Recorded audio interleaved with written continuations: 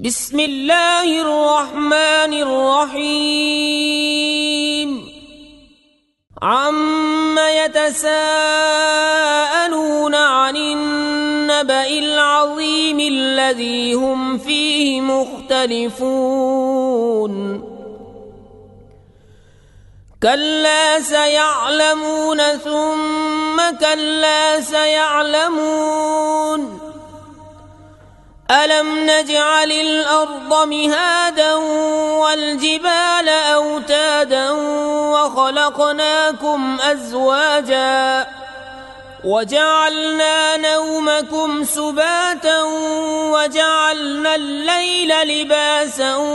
وجعلنا النهار معاشا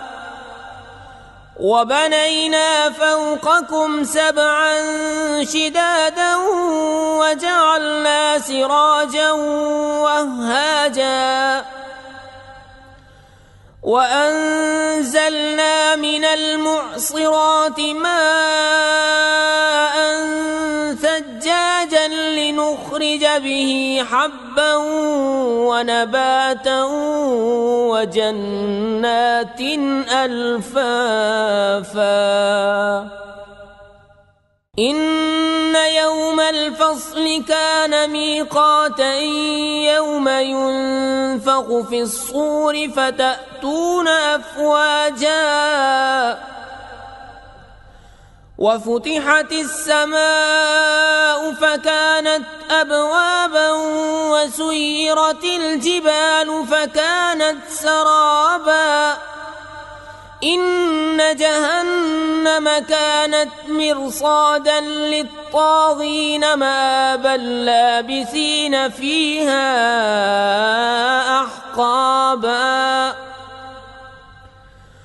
لا يذوقون فيها بردا ولا شرابا إلا حميما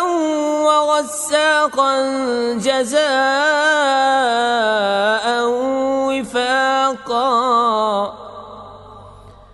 إنهم كانوا لا يرجون حسابا وكذبوا بآياتنا كذابا وكل شيء أحصيناه كتابا فذوقوا فلن نزيدكم إلا عذابا إن للمتقين مفازا حدائق وأعنابا وكواعب أترابا وكأسا دهاقا لا يسمعون فيها لغوا ولا كذابا جزاء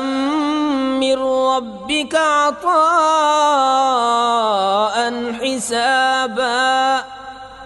رب السماوات والأرض وما بينهما الرحمن لا يملكون منه خطابا يوم يقوم الروح والملائكة صفا لا يتكلمون إلا من أذن له الرحمن وقال صوابا ذلك اليوم الحق فمن شاء